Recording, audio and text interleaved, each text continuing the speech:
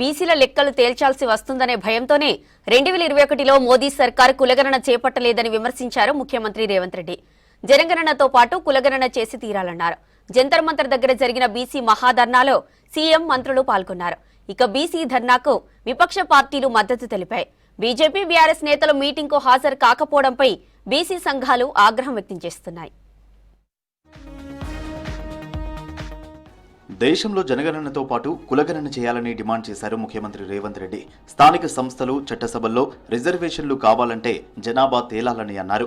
దామాషా ప్రకారం నిధులు, నియామకాలు చేపట్టాలన్నదే కాంగ్రెస్ సిద్ధాంతమని చెప్పారు.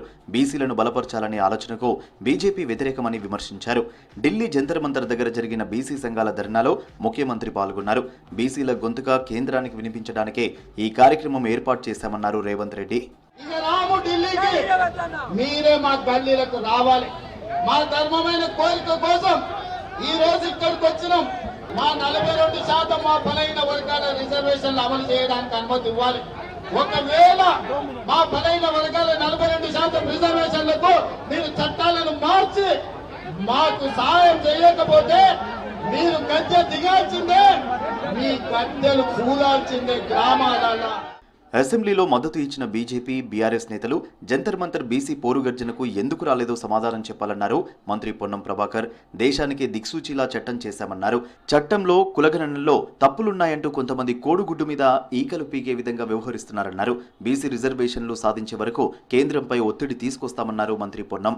శాసనసభ వేదికగా మేము బేషరతుగా బిల్లుకు మద్దతు ఇస్తున్నటువంటి వాళ్ళు ఇలా ఈ వేదిక మీదకి ఎందుకు రాలేదు?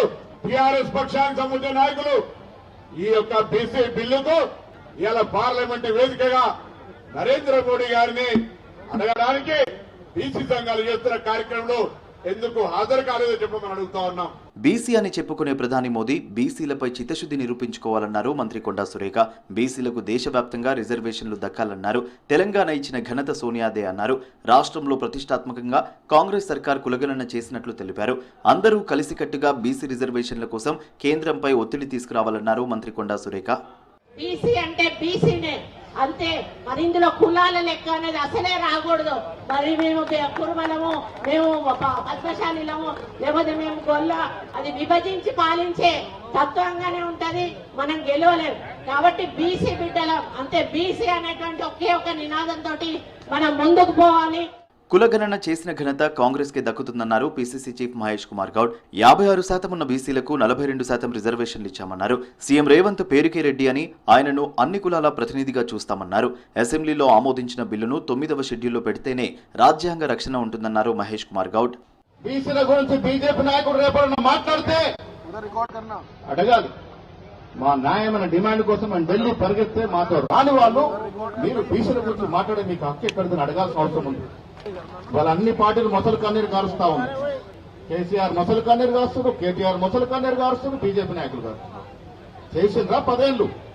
రేవంత్ రెడ్డి గారి సహకారంతో మీరు, మేము, వేదిక పైన పెద్దలందరూ కలిసికట్టుగా ఈ న్యాయమైన కోరిక, న్యాయమైన డిమాండ్ ని భవిష్యత్తులో సాధించుకుందామని. వెనుకబడ్డ వర్గాల కోసం పోరాటంలో తామెప్పుడూ ముందుంటామన్నారు డీఎంకే ఎంపీ కనిమొళి. బీసీ రిజర్వేషన్ల బిల్లును పార్లమెంట్లో పెట్టి వెనుకబడ్డ వర్గాలకు న్యాయం చేయాలన్నారు కనిమొళి. బీసీ రిజర్వేషన్లు, కులగణనపై కాంగ్రెస్ కు మద్దతు ఉంటుందన్నారు ఎన్సీపీ ఎంపీ సుప్రియా సూలే. రాహుల్, రేవంత్ నాయకత్వంలో కులగణన జరగడాన్ని అభినందించారు Supriya. Telangana and Tamil Nadu will fight together for the rights of our people and will continue to do so. उसका जो भी आपने रिपोर्ट लाया आप सबकी तरफ से पूरी ताकत से वो पार्लियामेंट में वो अमल हो, इसलिए हम आप सबके पूरी ताकत के आपसे साथ हैं. బీసీ గణనకు ఎంఐఎం సంపూర్ణ మద్దతు ఇచ్చిందన్నారు అసదుద్దీన్ ఓవైసీ. 42% బీసీ రిజర్వేషన్లను 9వ షెడ్యూల్లో చేర్చాల్సిన బాధ్యత బీజేపీదేనన్నారు. 50% రిజర్వేషన్ల పరిమితిని ఎత్తివేయాలన్నారు ఓవైసీ. एजुकेशन और एम्प्लॉयमेंट में बैकवर्ड कास्ट को मिलना चाहिए. मैं ये समझता हूँ कि ये डिमांड जेन्युइन है.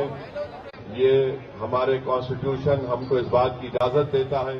ప్రధాని మోదీ బీసీలను మోసం చేశారన్నారు సిపిఐ జాతీయ కార్యదర్శి నారాయణ. 42% బీసీలకు రిజర్వేషన్ బిల్లు ఆమోదించిన సీఎం రేవంత్ రెడ్డికి ధన్యవాదాలు తెలిపారు. జాతీయ స్థాయిలో బీసీల రిజర్వేషన్ల అంశానికి మద్దతుగా ఉంటామని స్పష్టం చేశారు నారాయణ.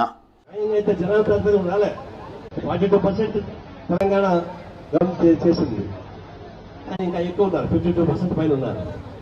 అదే మహిళా బిల్లు కూడా 33% ఒప్పుకుంటాం, 50% పైన ఉన్నారు మహిళలు.